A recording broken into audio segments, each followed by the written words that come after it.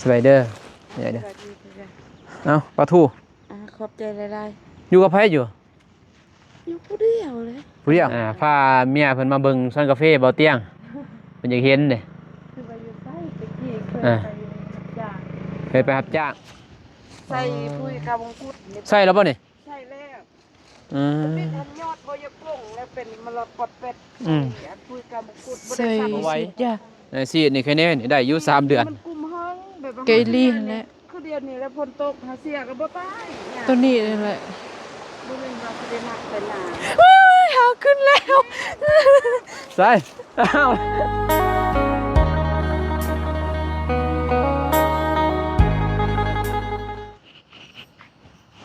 โอ้เถอะเป็นยังไงแจ้งอยู่บ่บ่เห็นหูเห็นห้อยเป็นยังไงเนาะ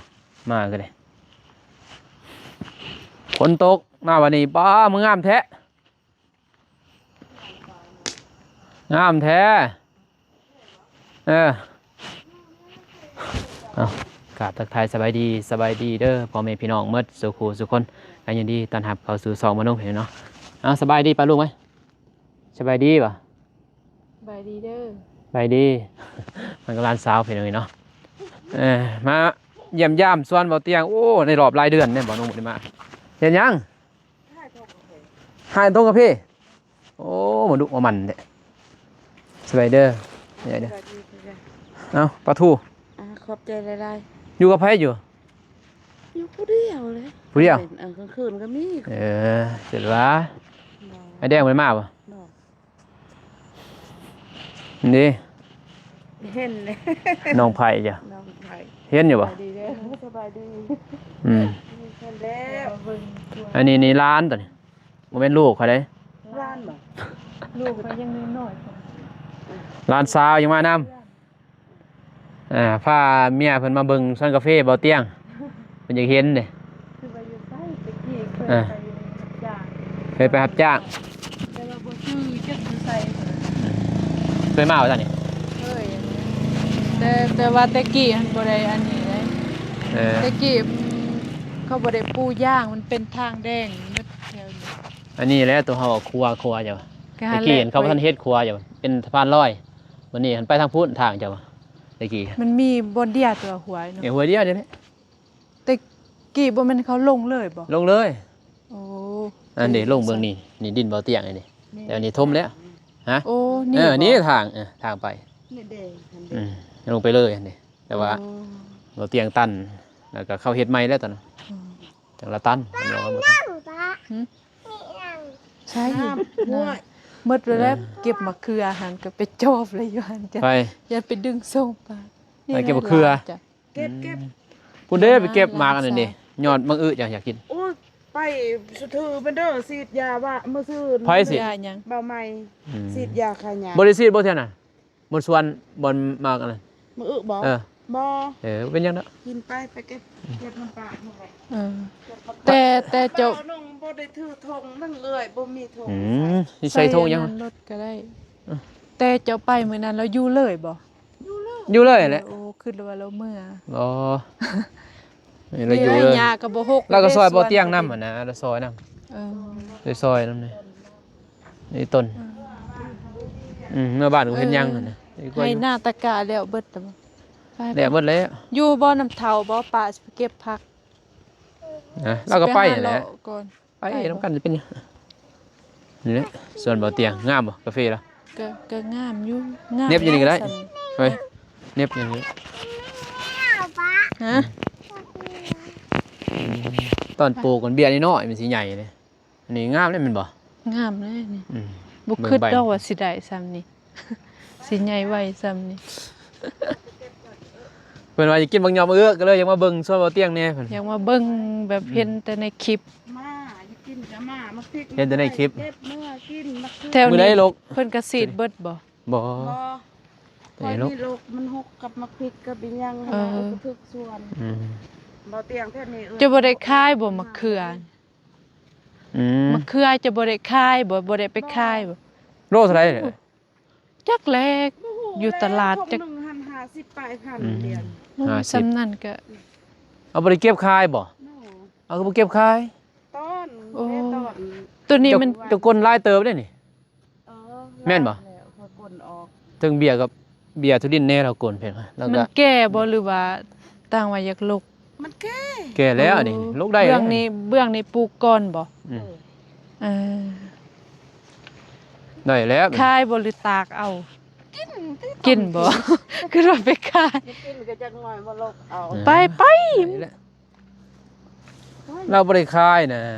กินนี่ก็ต้นบ่เจ็บเบาจันทพร มาเอา มือได้เพิ่นมา อืม บ่ซื่น เออ กับมะเขือแน่มักตัวดินแน่ อืม งามดอกกับเพ ไปเด้อไปเด้อ โอ้ปีหน้านี่ เอื้อยคุ้มเสียวันนี่ อืม นี่หยังหยาพวกนี้ มันดีเด้มันปรับดินเด้บางทุดินงาม อืม อันแล้วงามคอยจะเฮ็ดว่าเอาอันไอ้ตัวเฮาลกแล้วก็มา เออ ต้นชะดิน ทมใส่กกมันหันยามแรงหันมันจึงบ่อันนี้ เจ้าของเพิ่นมามันหกเรื่องอีก ก็ยาแล้ว เออ บัดเรามาเพิ่นจึงทำเราอีก เออบ างทีเรามักสะอาดดิเราบ่มักแบบนั่นเด้โอ้งามนี่เป็นจังไงเบิ่งบ่ เห็นน่ะเด้เป็นกกโอ้ยอย่าไปเหยียบเทอดินนะเด้ โอ้ เหยียบก็บ่เป็นได้ทุดินหันธรรมดาแน่นี่เลยให้เหยียบไปมันก็ลามไป อืม เออเนาะ งามมะลิอันนี้นี่ ใส่ปุ๋ยกาวงกุดนี่ ใส่แล้วบ่นี่ ใช่แล้ว อืม เป็นทำยอดบ่อยากลงแล้วเป็นมะละกอดเป็ด อืม อันปุ๋ยกาวงกุดบ่ได้สักลุงบ่ค่อยสักใส่ สะเอาแล้วบ่นี่ ใส่อยู่เทิงเอาบ่ เออ โห้ยเลยเด้ โอ้ยเลย ก็งามคือกันเนาะ อืม เฮา นี่ก็มันขึ้นนี่ดิตอนข่อยมาตอนนั้นนั่นข่อยมาตอนแต่มาสวรรค์น่ะเนาะ เอา มาแต่สวรรค์นั่น ยอดมัน โอ้ บ่จะถอดออก ยอดมันตันเลย มือได้ ตันหมด ใส่ บ่ เดินแล้วบ่ จักมือได้แหละ ได้แล้วอาทิศหนึงเลย เออได้แล้วอาทิศหนึงแต่ แต่ค่อยมาสวรรค์ เอ นี่ อ แต่ข่อยลงมาแต่สวรรค์ หม พุ่ ด นเนาะ นี่ได้บ่สอบหนึงเนาะแล้วใส่ ใส่ ก็หมดนั่นแหละ ซ้ำสอบนั่นแหละ สอบหนึ่ง มันกวางเด้ ส่วน ตา ลาย ปะ แต่มงกุฎก็เห็นเขามักใส่ มึงกุดนั่นแหละ 18 88 เบื้องนั้นฉีดยาบ่ ซีดเลยเด้ ฉีดบ่ล่ะบ่ หมดเลยเบื้องนี้ซีดก้อนเบื้องนี้ซีดน้ำลัง ตัวนี้ก็ฉีดบ่นี่ ซีดตัวใด นี่ บ่ตัวนี้ โอ้ซีดตำนี่วะ ตัวนี้ อุ้มได้ล้านจ้ะ อุ้มได้ลามจะได้ มาป้าสิ อุ้มล้าน ลืมเอาเกือบอยู่ เอาเกลือกูเลย โอ้หันกะส่วนมะเขือเนาะ ใส่มะเขือเขาสั่น มะเขือไม่เผ็ด ฉีดมาแล้วพี่น้อง เฮ็ดบ่ปงเนาะแถ ฉี ว ด นี้ ยาหมดเลย ปุ้งเลยตะกี้มัน กันบ่ไหวได้คันบ่นี่ บ่ เสียงานบ่ไหว ฉีดยา ฉีดนี่แค่นี้นี่ได้อยู่3เดือน มันกุมห้องแบบว่า เกยลี่นั่นแหละ คือเดือนนี้แล้วฝนตกหาเสียก็บ่ตาย อืมได้อยู่รายเดือนอยู่นี่แป้นเลยนี่ อืม แต่มันตัวถือก็ถือเนาะถือก็สีนิดนึง แนวแบบบ่ได้เสียเด้ เสียหมดเลย บ่ เสียออก เสียอ้อมกก เสียออ หั่ ม น ต บ่ กนะ เสียออมกกเลยทันเด็มีแต่ทั้งท่องหันบ่ได้เสียออมกกยามมันห่างถ้ามีบ่ค่อยเสียเรียบร้อย หาป่าบ่ค่ะ มา 50 ตึก เบ็ด สิบเบ็ดนั่นแหละงาม บ่อนได้ตัวละทมนองอีซะ อันนี้ อยู่นี่บ่ หันและหนอง มันบ่เป็นบ่น้ำเป็น ก็ ที่ เป็นนะแนวหนองเนาะยังไรอยู่เนาะ มันท่วมน้ำมันก็เพ่มาตายเรื่องไป เออ อีหลีแลคือผู้คอยคือกันแถวไก่น้ำมันบ่เป็น นี่โปร่งแล้วพี่น้องเนาะซ้ำนี่เลย3ใช้จักเดือนน่ะ3หรือ4หรือ5เดือน หา เนาะ เดือนบ่ 5เดือนซ้ำนี่เลยปีหนึงก็ มันถึกยาแนวนี้นะมันเป็น มันน้อยเด้ คอยออกทางนั้นได้จังออกไปเก็บทางนั้นได้แต่บ่อันเก็บบ่ได้แนวคอยดึงออกมัน จะดึงไปพุ่นบ่ เครื่องมันอึมันเรียนมัน เห็นบาปเวรละ เห็นบาเวนแล้วอันนี้บ่เรือเนาะใต้ตัวนี้อันนี้ใต้ แถวนี้ก็สีดเบิดบ่ เอ้าก็สิหมดแล้วนี่ นี่เด็กมันบวมหนา อันนี้ เอ น่ะ อ อะไรเลย แถวนี้ก็ทมเบิด ทมมาเลย มันบ่ ตัวนี้แหละสะตัวสะอันตัวนี้ได้นี่ตัวนี้ไปพุ่นบักยาวฮอดพุ่นเลยกวางกวางอยู่พุ่นก็สะ2-3บ่อนตัวนี้งามมะลิ งามนะสมบูรณ์ดีกว่า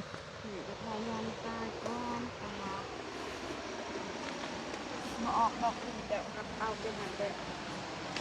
เก็บ โอ้งามดีเนาะ จนทุกอย่างขนาดบอก ถูกบ่ หวยใหญ่เติบเนาะ ใหญ่แล้วหวย หน่อไม้อันนั้นเขาบ่กินเนาะเขาเผาแซ่บเด้ นี่บ่ อือ โอ้ยเขาบ่อยากดอกพูดเบิ่งบักใหญ่เห็นบ่ ฮะ เอ็นเขาสิกิน เขาบ่อยาก บ่อยากคือเฮาแหละเห็นหน่อไม้มันหลายหรือบ่อยากนี่เฮาบ่มีอยากเนาะ มื้อวานบ่ละสีดตัวนี้ แต่ล้นนะ ได้เป็นพิษเดือน เออ ตายแล้ว มันซ่าเนาะ ตายซาแบบนี้แล้วดี กัน แต่บ่มันจึงได้3เดือน แบ มัน บ ตายไว้ บ่ถึกติ บ่ดี เนาะ ไสบ่ถึกดอก มีได้บักแตงอยู่ ค ไหน วามงามบ่ให้เว้าเนาะย้อนมาอึเพิ่น มื้อนั้นเขาเก็บบักแตง กิน อยู่ ได้ซัก เสีย แน่ เนาะ เพิ่นอยู่นี่ กินผักนี่แหละเนาะเจ้าหั่นแหละ บ่เขาบ่กินคนเดียวพักนี้เขาบ่กินได้เกลือแล้วก็แล้วไป โอ้จะบ่อยากบ่ บ่แม่นบ่อยากเขาขาดจะลงเกิน โอ้ โอ้แค่คอยอยู่ดิบ่เรือดอก กินบ่ม่วนบ่แซ่บผู้เดียวแล้ว เออ วะ ผู้เดียวบ่ติดอกป่าให้มันมีหมากเออ โอ้พุ่นมากอยู่เจ้าเก็บบ่มากอยู่หั่น หมออยากให้เจ็บหน่วยนึงสุกมานอนเป็นเมีย เออมาสิเจร้านเจ้าเก็บน้ำใหญ่ เอา เอ้า ไปให้ลุง ตัว เจ มันออกนอกอย่าเก็บเดี๋ยวยันว่ามันถูกยากระยะได้ หลอดไป ทางใด ฮะ บ่เป็นดอก ขึ้นนู่นแล้วนี่ขึ้นอยู่นี่ก็ได้ อย่าทายที่ตอนค่อยคืน เป็นหยัง โอ้เด็กตะปู โอ้ยร้านก็ได้ เอา เด้อ บ่น เอ้า อ้าวพี่น้องเอ้ยนี่เมียเพิ่นไปเก็บ มัก ซอย มักขนาดเลยเด้อบ่มีติดถากมีบ่ อยู่สุขน้ำ โอ้ เจ้าไปย่างไปเจ้าย่างก่อน ไปเจ้าย่าง บ่เปล่าถามเด้ ย่างก่อนมันได้กินรสชาติคอยย่างก่อนนะมันเป็นคนเจ้า ย่านแล้วไอ้ ย่านเหรอ ถก โอ้ย่างกระป้าเอาออกให้ เออ เออย่านยังไอ้ซ้ำนั่น เฮ้ยไม่อีสาน ฮะ กระป้อม กระป้อม เออ จับกระป้อม ถึกจับบ่ บ่ย่างไปเลยเต้พุ่นเราเก็บน้ำก่อนเลย ดอกมันน่ะแสกสุกนี่ เพิ่นว่ามากูเถือคือบ่เก็บหั่นน่ะโอ้ยบ่มีเวลาดอกค่อย มักหนุ่มก็บอกไหลมาเก็บเงิน อืม เด้อ มือเพิ่นให้เก็บให้เพิ่นเก็บอีกไผอยากให้มันก็บ่อยากให้แหล้วเนาะบ่จักเพิ่นเก็บบ่จักเพิ่นมักมือเพิ่นเลย บ่มะเขือหั่นบ่อันนี้ ตั ตัว ว นี้เลยแหละ บ่เป็นว่าสิได้มักไปหนา เฮ้ยหาขึ้นแล้ว ใส่อ้าว มันเลือโตบ่เนี่ย เออเสร็จจ้ะ โอ้ย อ่า เป็นค่ะปลา อ่า เก็บก็ได้บ่เป็นหยัง ไว้ดอกแนวนี้บ่จุมักนาวแตก เอิ้นย่านเอิ้น จับก่อน เออพ่อติ โอ้ยคอยยังแบ่งกันกินบ่แม่น โอ้ยมันลายเลย ได้คอยหยุดขาดส่งมือน่ะ ขาดส่ง มันก็ คอยเด้อ บ่หลอดเอ้าบ่ไหว รอดจ้ะ มันนี่เด้มันหลุด เออวิทย์บ่ยศโอ้พี่น้องเอ้ย มาส่วนเบาเตียงครั้งแรกก็เจอดีแล้ว เจอของดีนี่จ้ะทากดีได้เจะใส่ทรงค่าสันน่ะจะเห็นใช่ปะ เห็นบ่ บ่ตัวเดียวกำลังตัวเดียวคะแนนบ่ใหญ่โอ้คันใหญ่นี่ห้องตายเลย มันบ่ใหญ่ทากอันนี้ ใหญ่คือกันได้ ใหญ่บ่ ว่าบ่ใหญ่เลยคอยมือนั้น เฮ้ย ใหญ่3โต 3 โตพุ่น โอ้ เนาะนี่แล้วเมียบ่เตียงบ่กล้ามา อยู่นี่อีกบ่มี บ่มีติเสร็จพักนี่ โอ้ยดอกเมียบ่เตียงมื้อนั้นเมื่อสวรรค์เพิ่นเนาะว่าน้องว่าไปติเมื่อเบิ่งสวนจ้ะโอ้บ่กล้านะเพิ่นว่าย่านทากเพิ่นว่า ไผ ฮะเมียบ่เตียงนะย่านทากเราอ่ะบ่ติดอกเหรอนี่ย่างอันนี้ยังซ้ำนี่ได้นี่อันนี้ยังซ้ำนี่คันแห้งยาม เกี่ยวกาแฟนี่ คัน กาแฟ ว่า ขึ้ กาน แฟมันตึบนี่แห้ง อยู่สวนแล้วแหละ เต็มหมดเลย นี่แบบมันแป้นนี่ซื้อ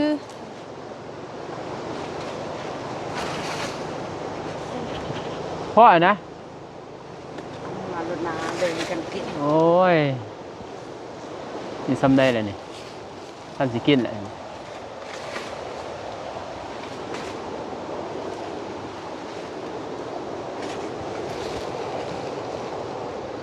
ซุมนี่ยังฉีดยาติเนาะ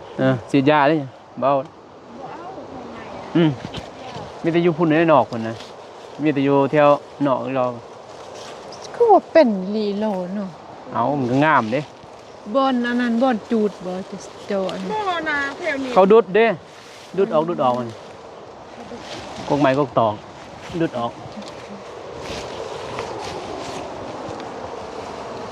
เด็กพี่น้องกินที่ช่างว่ามีแต่บ้านนั่นนี่แหละข้างบ้านโค เขาเก็บมันบ่ อยู่นี่มันมี อีหยัง มากมัน เห็นอยู่มือน่ะ เอาวะ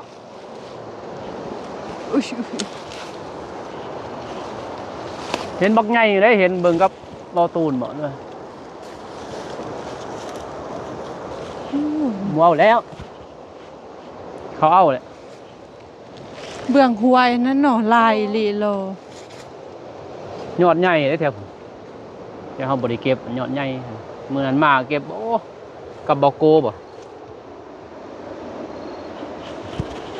คันมากก็คือสิลายเนาะมาก บ่ฮู้คือกันแล้วข่อยบ่แม่นได้ซื้อหรอก มันมีหรอกอยู่ใหญ่อะอยู่ในพุ่น เด้กำลังมันจ่อออก ตอนสิกินนั่นแหละมักแตงกับกำลังเป็น ใช่ หมดแล้วก้นออกหมดน่ะเนาะ แม่บ่เตียงมันหก มันหกเลยกำลังมันเป็นเลย มันเป็นแม่ สมพ่อเขาว่าบ่เห็นกกมักแตงพ่อกก คือเอาหมดมันหกแห้งเนี่ยจ้อยหมดได้กว่าเฟ่เลย มันงำเนี่ย มะเขือยังพุดกะว่าหกกะว่าหกก็จะลบทิศมาทำบ่แม่คือเก่าบ่แม่ลบบ่ลบบ่แม่ บ่ลูกดอกเก็บก่อน เก็บกินก่อนอืม บ่แม่นคงตำบิดเพิ่นก็ซื้อในยังมาให้บ่เตียง มีแต่เหล้าแล้วซื้อมาใหายคือว่ามันก็มาให้หมักแตงเลยเว้ยหมักแตงนี่พอนะ พอแล้วเฮ้ยบ่นะบ่เอานะบ่ บ่เอาก็ได้มา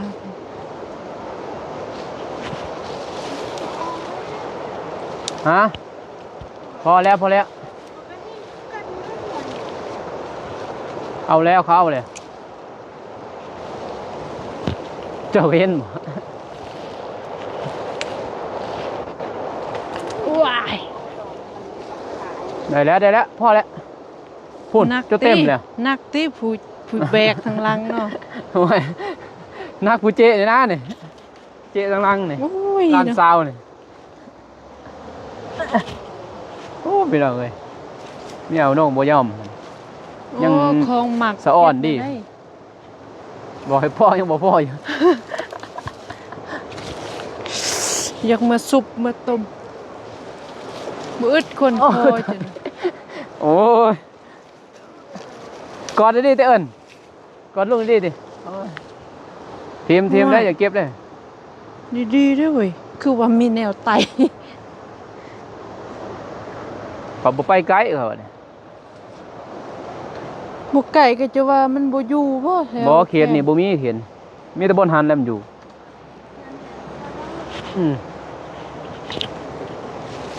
จับดีกันจับดีลุงผ้าตกเลยงามยังไงกาแฟล่ะอันนี้ก็กระแตนมาแล้วกระแตนตัวนี้กระแตนยุงโยนี่เจ้าเดี๋ยวหอมรายเดือนไปมารอบนายเรือนไม่ได้มาที่นั่นเลยเนาะอันนี้เพิ่นฉีดยาหมดได้เลยยาขายามาแล้วบอนบ่ไว้เสียยาเนี่ยโอ้เดือนหนึ่ง2 เทื่อบ่ไว้ดอกเลยเนาะ หมดงบจักเท่าไหร่มันเงิน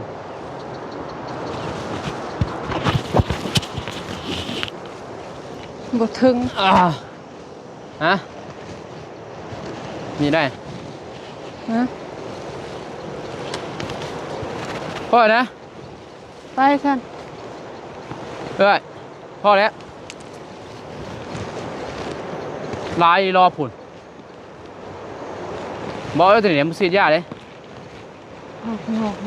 มันสิเข้าใน อืม ป๊าดทุก ไป สะ ไป อ่อน ไป รอบหลายปีบ่เคยเห็น อืมโอ้สะอ่อนพักละบาด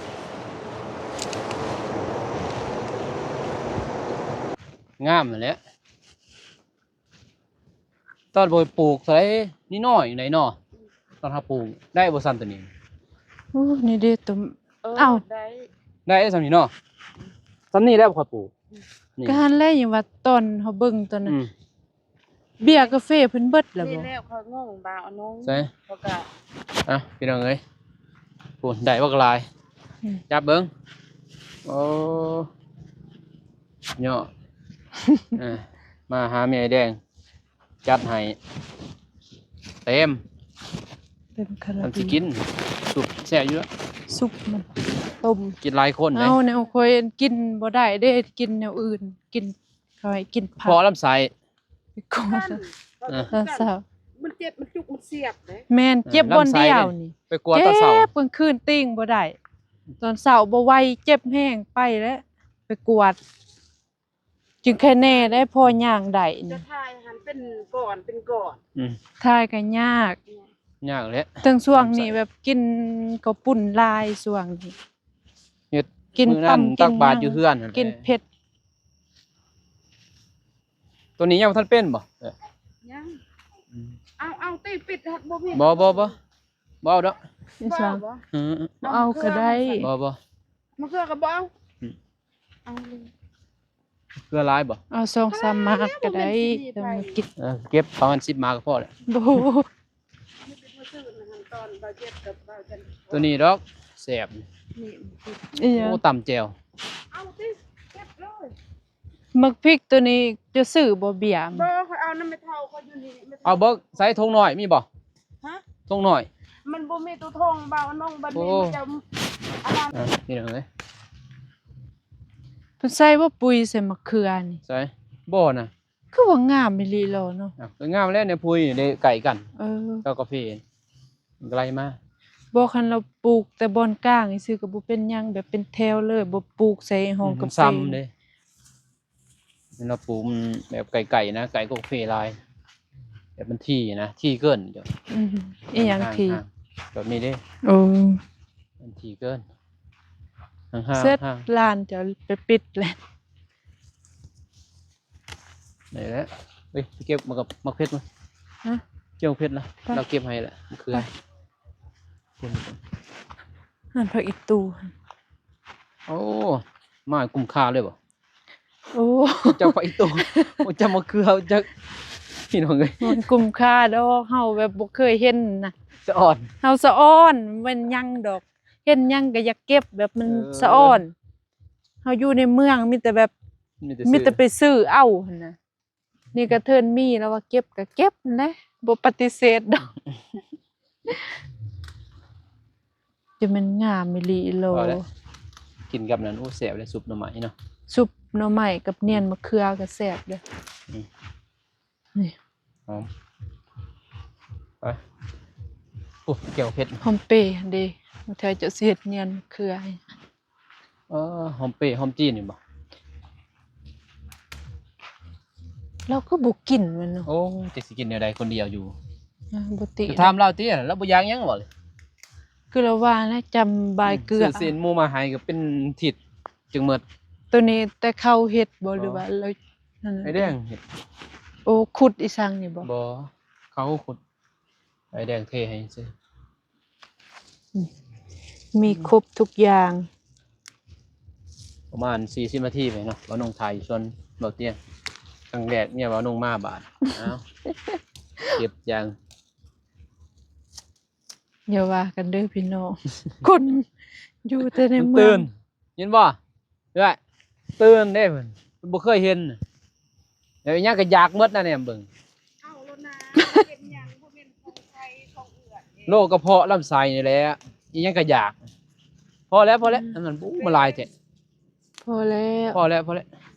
มะเขือพี่น้อง เอาตินี่ก็ผักหอม นี่เด้เอาเลย นี่เด้ นี่พอได้ใส่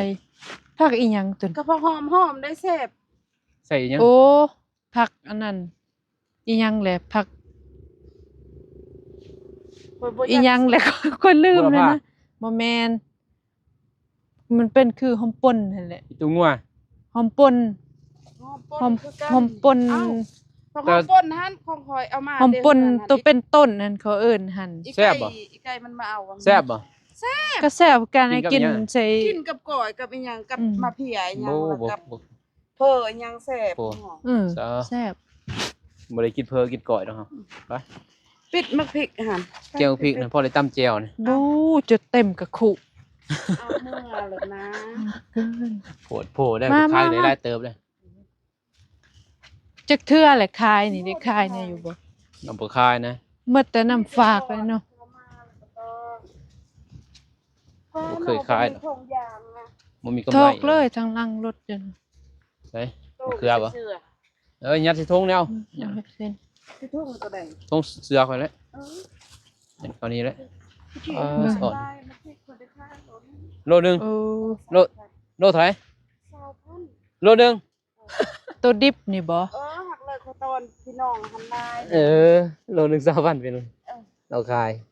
มันจะ20,000ซื้อก็ตอน มันบ่มีราคาเอาพริกกันนี่ ตอนพี่น้องมาหันตอนข้าวอีก มันแก่หมดแล้วบ่แก่แล้วบ่นี่ ก็มีตัวแก่ตัวบ่หั่นแล้ว โอ้สะอ่อนเลยพี่น้องกินอันนั้นกินเฟอบ่เจ็บมาตอนนั้นนั่งกินกับน้องเมฆอยู่นี่แหละพากันนั่งกินสะอ่อนเด้ เอาน้ำเขาเขาได้เขาเขาอยู่ตรงตูดน่ะ ตัวนี้บ่ เบียร์ด้านเข้ามาเป็นดิบ อืม มีเท่าน้องผู้เท่าเป็นน้องลาผู้เท่า อยู่นี่ เกะแม่มีพี่น้องเพิ่นได้พี่น้อง มี2คนอยู่นี่ เพิ่นมาเนี่ยเพิ่นบ่ได้ญาติมันได้เลยเพราะมีพี่น้องนี่อยู่นี่ น้องแม่ก็มี3อยู่นี่ อืม แค่แน่ดอกพี่น้องเองนะแต่อุ้ยสีฟ้าบ่เคยเห็นนะ นี่ก็ค่อยไปอยู่เฮือน ซ่อน เขาเลยเขาไปอยู่น้ำเขาไปดินน้ำเขา ใกล้บ่แต่นี่ ใกล้เลย แต่ตัวแซ่บตัวนี้เลย ตัวใด นี่เลย สีเขียวหั่น ก็นั่นก็แซ่บอีกอ่ะ ตัวนี้แซ่บ คือบ่ อย่าใส่ แบบ ตรงเลย มันบ่เหลืองบ่สุกเนาะบ่เป็นว่าสิ บ่ สุ เป็น ก สุ สิ ก หยัง มันเน่าเลย คือเฮา เน่าเลย ปลูกบนเฮือนเด้ตอนนั้นแนวนี้แหละ โอ้พอแล้วเต็มเลยไปพ่อเต็มทุ่งเสืออะไรนี่ กวยสะออนเก็บ อ่า เบาเจ็บมันว่าโอ้คันเอื่อยบ่อยู่นี่เป็นตาสะดายเอื่อยดุมันปลูกแท้ๆถึง เออ ๆ สิได้ ที่ เนี่ มัน ย ก็มีวัดของเอื่อย เออ ไม่ได้อย่างแล้ว มีแนวบ่ดินให้ปลูก อยู่นี่ข้อยก็บ่ว่าบ่เฮ็ดข้อยเฮ็ดซ้ำของข้อยเอง ข้อยคิดว่าบ่เจ็บได้มาอยู่นี่ ไป คิดว่าเราบ่อยู่คิดว่าบ่เจ็บมาอยู่ อยู่แล้ว อยู่ซอยเบาเตี้ย เป็นอยู่ซอยตะกี้กะมันบ่ได้อยู่แหละแต่ว่าอยู่ซอยเพิ่นเนาะอีต้นเพิ่นก็เพิ่นก็บ่มีบ่เตียงอีต้นเพิ่นอีกบัดก็ เอื่อยก็บ่ได้มีหยังอีก เพราะว่าบ่เตียงก็คือสองนั่นแหละบ่น้องคือกันจังมือใดแหละย่านอยู่นี่ ป้าเก็บหนังป่ะ เก็บมะเพชร พอแล้วไป ไป ฝนตกแล้วพุ่นมาเลย ไปอยู่ในรถบ่แม่นว่าอยู่ไส ร้านซาวมานำมื้อนี้ดวงตาเห็นเด้อบาดนี้เบิ่งคลิปแล้วเห็นแล้วบาด อู้พอข้อยพาอีก มาสวนเบาเตียง โอ้มัก มาเซียนพอ งามอะลี มาส่วนพอเตียงเพิ่นบ่ได้มานำบัดนี้อกหักแล้วบาด หลายๆข้อยปลูกหลาย ตัวนี้ตัวแม่บ่นี่หรือตัวผู้ ตุ้ม เป็นตัวผู้โอ้ จักแล้วมันบ่ทันเป็น เป็ นะ นเลยเด้น ตัวผู้ป่ะ โอ้ แม่นอีหลีเจ้านั่นเต้ ผู้บ่จักเนาะ อันนั้นจะแท่งอยู่นี่เอาไม้แท่งเขา บ่ตายบ่ บ่ตายดอก ยันมันติดพยาธิมัน บ่ยมาคุงพ่นแท่งเขาสิเป็นตัวแม่จักบ่เจ้าไม้แท่งเขามันสิเป็นตัวแม่ไปเบ้า อยู่นี่หำหายเอื้อยก็หาย หายสิใส่สิปลูก ฮะ อยู่ใส่สิอันนี้สิไหว หายแล้วเมื่อ นี่แล้ว เอามือ ไป บ่ ตามแถวกาแฟเบาเตียง ปลาใบแล้วเอาเมื่อบัดนี้ อ่า เนาะ ทำยากดินที่ยันว่าขุดดินเบาเตียงกับเบาเตียงยันเบาเตียงค่ะ ถ้าจะไปขุดของเราบ่ แม่นั่นแหละบ่ได้ดอก เอ้ยมือได้เอ้ยผักเอ้ยพรเอ้ยก็ให้ อืม เอ้ยก็ ตัวหายบ่ว่าดอกตัว กับเอ้ยอยู่ซื่อๆ ตัวเฮาเนี่ยยันเฮ็ดบ่ได้บ่มี ต้นเอ้ยทันใดน้อง บ่มีดิน สองเส้นเอ้ยก็เอา บ่มีดินนี่แหละ ดินเนี่ยบ่มี คันอยู่เฮือนไม่มีแต่ขุดและ นี่คนไปยก ขุด ทางนี้เขายังเอาอยู่ห้ามขับยันว่ามันยกไปเรียนก็เอาอีกมันยกเอามัน มันจะได้กับพุ่นแล้วขุดเอาอยู่พุ่นมันเด็ดแค่น่ะนี่เยอะส่วนเขา บ่ให้ โอ้ส่วนเขาเนี่ย บ่ได้ดอกบ่หาบ่หานดอก บ่แต่เฮานี่บ่หานดอกหายแต่นี่มันสิหายเขาก็สิซื้อไปหายอยู่เฮือน อืม เฮ็ดอยู่หั่นเริ่มสำบายอีกคันคนไปคนมา ถ้าได้นั่นก็บ่มีคนให้จะไปเอาขอคนไปให้ซอยบ่บ่ไหวบ่ว่าดอกซอยไปบ่ไปอยากซอยนะอย่าทุกข์ยากนี่แหละ อืม อย่างไงเนาะอย่ากล้าอยู่ดอกนี่จะได้เบี้ยตัวนี้แหละสำคัญ งามอยู่ดอกซ้ำนี่พอดีเจ้า พอดี เดือนหน้าอีกไปเอิ้นเอื่อยหันไปใส่แค่นึงคุยเดือนหน้า เนี่ยผู้นี้ได้เดือนหนาเดี๋ยวหาย ระแวงเลยนะคะ เขาทำทุกวันนี้หันนี้นายนันชาเพิ่นยังว่าบ่มีดอกสิส่วนก่อนจะเบิ่งจะไปแถวกกหันแม่นี่ เ เราสิบ่งเองว่าจ๊ะ ดูกันนะ แต่เต็มจังเนาะ คู่กกขันบ่โตนะเต็มผักคู่กกได้มันออกแถวแถวมันโนมกกนั่น มันล่นเด้ จะดกบ่ส่วนล่ะ โอ้ยเป็นก้อนพี่เป็นตาสะอ่อน แถวนี้อันบ่ต้องท่ามดอก ทางนี้มันสั่นตัวส่วนตัวนั้น อ่า ให้เว้าโจ้ มันเป็นคืออันนั้นเด้ สั้นก็ส่วนจะเบิ่งบ่คลิปข่อยจะได้เบิ่งบ่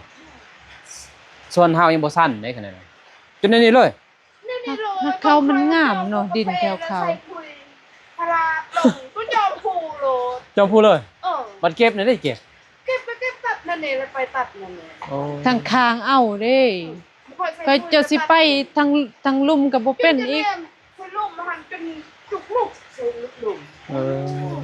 ตอนหินซ้ำนี่ซ้ำเบิ่งนี่ซ้ำรถเก่า ใหญ่หั่น ที่แม่ปู อ๋อ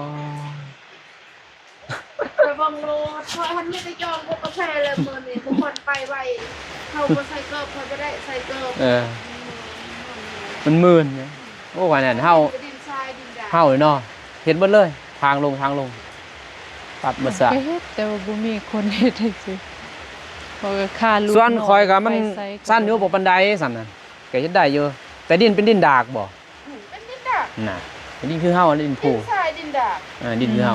แต่ก็งามนี่ดินคือเฮา ก็เหยียบมันทุกกบมันเป็นพลาด บัดใส่พูนี่ได้ก็ใส่ ใส่ทั้งเถิง เขาบ่ได้ขุดบ่ บ่ พูดเลย โอ้ หวานเลย สระนั่นนี่เลย อ้าวมันบ่ไหลบ่ ไล่ก็ยามันไล่ก็มันกินหมดกาแฟกินหมด เออ มันเบาเลยนั่น เจ้าของเพิ่นเด้นะ 5 ซอบพอดีส่วนหนึ่ง กว้าง ว้ายชมกวางบ่ให้เว้าสำเนีซ้ ตัวเอาไปซื้อบ่ขอไปซื้อกระเบียนบ่ตัวมันบ่ไปเก็บเอาโดมันก็โดนบ่ ำบ่แม่นพูดอยู่ติน บ่นั่นนะเอื้อยนั่นบ่ เอ้ยกัน ปกติแล้วอยู่นี่ก็ส่วนแล้วก็บ่กหลาย นี่อยู่นี่ก็มันกวางอยู่ส่วน อืม โอ้โห หลาย เอาแถวนี้บ่มีบ่คันมีไปใกล้ๆนี่ บ่มีดอกแถวนี้มันปลูกใหม่ โอ้ ตอนนั้นหันมันชวนแบบมันแก่แล้ว โอ้ส่วนแก่หันมี ผู้ที่งามเลยซั่น เบีย ชวน4 ปี3 ปี4 ปีกระเพาะทำนี่มากบ่ให้เว้าก่อนทำนี่โว้ เออคันมีราคาเนาะซ้ำสิเอาปีหน้าปี โล นี้ 30,000เนาะครับสิเอา แต่ชวนหนึ่งอันก็ได้แล้ว500ล้านเขาเบิ่ง รวยเป็นรวยแฮงรวยตื่มเพิ่นเนาะ โอ้บ่เตียงคันขึ้นหมดนี่ก็ซ้ำได้จ้ะวะ เราก็ได้อยู่บ่หลายมันบ่ทอดินตอนนั้นได้งามเนาะ บ่ นี่เดี๋ยวงาม ที่ข้างนอกกลัวเพิ่นนั้นบ้านสมเสร็จเราเอานงโว้ตรงมันก่อนกาแฟหันได้เว้าเขาหันดินเที่ยงนะ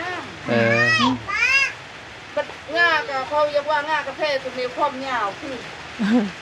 บ่คือตูดอกอันนั้นยอดแดงแล้วแค่นั้นยอดแดงมันบ่ มันแล้วจักได้อยู่ ก็คิดว่ายอดแดงได้งาม บ่ได้แต่ ใส่ยอดเขียวเนาะยอดขาวย าวได้นี่ยาวเดือนน้องเมฆเด้ อืม น้องเมฆก็สำได้โคนยาวเลย ง ปี2ปี3ปีเองมันจะได้เก็บ กาแฟกลางอันนั้นงามัน สำนั่นแหละที่กลางเอาขละขละมาก็ใหญ่เนาะ หมากมันใหญ่เป็นก้อนไอ้ปุ๊กปุ๊ก สะอ้อน ติ นะ ดกันเลยเขาเบิ่งมากาแฟแล้วตาเด้ อ้าวเจ้าบ่มีกาแฟบ่ บ่ กาแฟกลางก็บ่มี ไปมีซ้ำซื้อซ้ำเฮ็ดย่างปีหนึ่งได้สอบหนึงก็มี สอบหนึ่ง สองสอบก็มีสองสอบมักดิบได้บางเทื่อปีนี้ให้ มันบ่ ได้สอบ มาก หนึ่ง บ่หรือว่าแนวใด บ่มาก เออ มันบ่งามเขียนนั่น มันบ่งามมีแต่ป้ายมันจุโปะจุ เออ มันบ่มีมาก บ่มีมากแล้วก็เฮ็ด ไปพี่น้องเอ้ยเมื่อเอาก่อนบัดนี้กลับก่อนเด้อไอ้เด้อนี่แต่มื้อหน้าวันไหนจะมาเยี่ยมยามใหม่บ่ขอบใจหลายและเก็บมะเขือเก็บแต่ยังพักมึงออกมาอ่า ขอบใจเพิ่นหลายๆเด้อ เป็นของฝากของตอนเพิ่นเลยเนาะด้นน่ะบ่น้องก็บ่ได้มากอ่ะมีเมียว่าไปเบิ่งเพื่อนนั่นแหละเพิ่นว่าไปนะไปเบิ่งอยากเห็นส่วนเบาเตียงเพิ่นแล้วก็อยากเห็นกาแฟอันสูงสำใดเนาะแต่บ่น้องก็บ่ได้เข้ามาด้นเพราะว่ามันคือหูแหละจังซั่นแหละเด้อเด้อกลับก่อนนั่นแหละนอนยังก็ระวังเด้หลอกแหลกหมดอันเนี้ยไอ้แดงบ่ได้มาบ่ด้นน่ะบ่ด้นแล้วได้อาทิตย์หนึง ก็ได้อยู่ จะได้กลับมาลดเอาเลยเดี๋ยวเราก็มาหาหยอกพี่น้องเอ้ยเนาะบ่หยอกเอ้ยเพราะว่าไอ้แดงเราเห็นเพื่อนน้องบัววันนั่นแหละยังท่านแล้วบ่สายเพิ่นพี่น้องเอ้ยเนาะบ่น้องก็สิเดินทางกลับก่อนบัดนี้ก็ขอบใจขอบคุณทางผู้ใหญ่ได้ซื้อทานเนาะที่เขาติดตามรับชมอยู่ดีมีแห้งเมื่อสู่ขู่สุขคนเด้อพี่น้องเด้อพอๆกันในคลิปหน้าคลิปนี้ขอกล่าวคำว่าสบายดีพี่น้องไปบ๊ายบาย